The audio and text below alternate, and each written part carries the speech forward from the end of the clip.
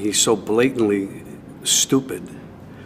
He's a punk, he's a dog, he's a pig, he's a con, a bullshit artist, a mutt who doesn't know what he's talking about, doesn't do his homework. It makes me so angry that this country has gotten to this point, that this fool, this bozo, has wound up where he has. He talks how he wants to punch people in the face.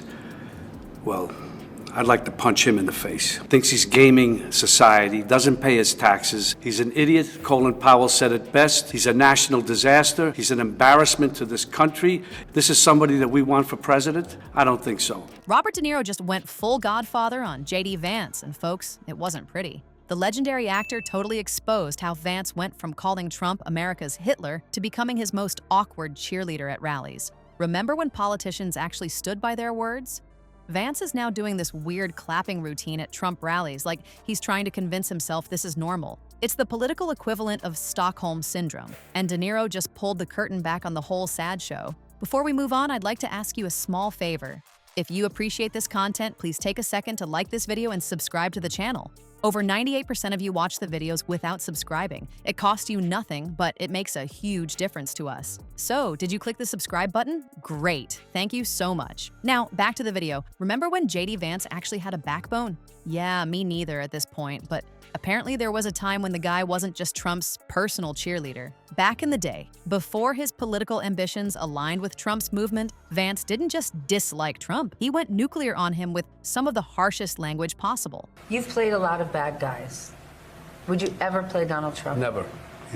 There's nothing about him, there's not one redeeming thing in him that I can see, ever. He's so, as we all know, so narcissistic and self-centered. I don't think they really understand. And historically, from what I see, even in Nazi Germany, they had it with Hitler. Let's look at what Vance actually said about Trump before his magical transformation. This guy called Trump America's Hitler, not kind of problematic or a bit concerning, straight up Hitler. He also described Trump as noxious and reprehensible, which is pretty much how normal people describe something they found in the back of their fridge after 6 months. These weren't just casual remarks. They show Vance made a serious moral judgment about Trump's character. Fast forward to now, and Vance is doing this weird clapping routine at Trump rallies like he's trying to convince everyone, including himself, that Trump is the second coming of political Jesus. The footage of him awkwardly nodding and clapping along to Trump's speeches has become internet gold. He stands there with this dead-eyed expression like a hostage in a proof-of-life video, desperately trying to show his loyalty to a man he once compared to history's greatest monster. The internet has been absolutely roasting Vance for this transformation. Memes are everywhere showing him as a political chameleon changing colors whenever Trump walks by. Does it give you some sense, not of joy, but of relief at least, that he's potentially facing some consequences? Because as you've said before, this guy's a con artist and he's gotten away with it for years. I'm not calling him, I'm tired of calling him names.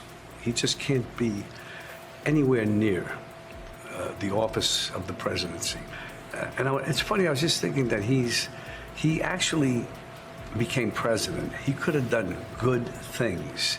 Instead, he had to do it all wrong. One popular caption reads, "Good fellas meet spineless fellas," and there are photoshopped images of Vance in increasingly humiliating scenarios. It's like watching the world's most pathetic audition for a job nobody with dignity would want. This isn't just regular flip-flopping. This is Olympic-level, gold medal-winning, record-breaking hypocrisy that should be studied in political science classes. Imagine sitting in a classroom while your professor shows slides of Vance transitioning from "Trump is America's Hitler" to "Please notice me, Mr. Trump." The whiplash would send students to the campus health center. The most telling part is that Trump shows zero respect for Vance despite his complete surrender. Trump probably still has the "America's Hitler" quote taped to his bathroom mirror, reading it every morning while he brushes his teeth and plots revenge.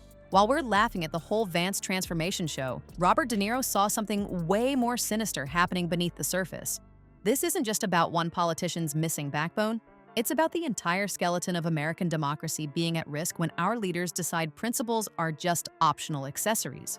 De Niro's critique cuts deeper than just pointing out hypocrisy. We've heard you talk about the former president. You have called him a fraud, a con artist. You've said a lot worse names than that. he's a New Yorker like you, and you have watched this brand of BS. I think of how absurd it is. And this might be the one case where that could be it for him. It's a state case. He's sick. He is really, genuinely a sick person that somehow has been allowed into our system. He's genuinely alarmed about where our country is heading. When he spoke about Vance, he wasn't just throwing shade for the cameras. He was sounding a 5-alarm warning about the foundations of our democracy crumbling right under our noses. Think of it as De Niro going from "you talking to me" to "hey America, we need to talk." Seriously. The scariest part? Vance is just one example of a much bigger problem. De Niro sees a pattern forming, a conga line of politicians who once recognized the danger Trump posed, but are now competing for who can kiss the ring more enthusiastically. It's like watching people who spotted a fire in the building decide to grab marshmallows instead of calling 911. When De Niro deliberately used the term monster to describe Trump, he wasn't just being dramatic for the cameras. This wasn't celebrity hyperbole. It was a calculated choice to connect the dots between Vance's betrayal and the very real threat of authoritarianism taking root in America. It's the kind of warning that makes you sit up straight and pay attention. History buffs will tell you we've seen this movie before, and spoiler alert, it doesn't end well. Democracies don't typically die in some dramatic explosion. They fade away quietly as politicians who know better stay silent, prioritizing their careers over the country. He's so blatantly stupid. He's a punk. He's a dog. He's a pig. He's a con, a bullshit artist, a mutt who doesn't know what he's talking about, doesn't do his homework. It's funny, I was just thinking that he actually became president. He could have done good things.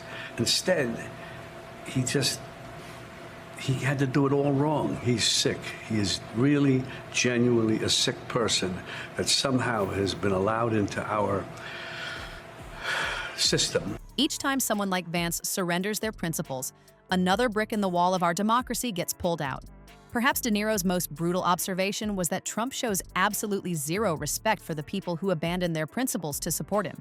These converts aren't valued allies. They're just useful tools to be tossed aside when they're no longer needed. It's the ultimate humiliation, selling your soul and not even getting a thank you note. The pattern De Niro warns about is how quickly democratic foundations can erode when leaders choose power over truth. Every time Vance nods along to statements he once condemned, he's not just contradicting himself, he's actively participating in the undermining of the very institutions he swore to protect. So here we are, folks. JD Vance's transformation isn't just some political makeover story. It's a full-on cautionary tale about what happens when ambition eats a person's soul for breakfast. What makes Vance's flip-flop so perfect for the history books is that he can never claim ignorance. This guy knew the score and still chose Team Trump. That's like seeing a beware of shark sign, saying, "Yep, that's definitely a shark," and then jumping in the water anyway. In the end, that awkward clapping routine isn't just cringe, it's democracy's warning light flashing red.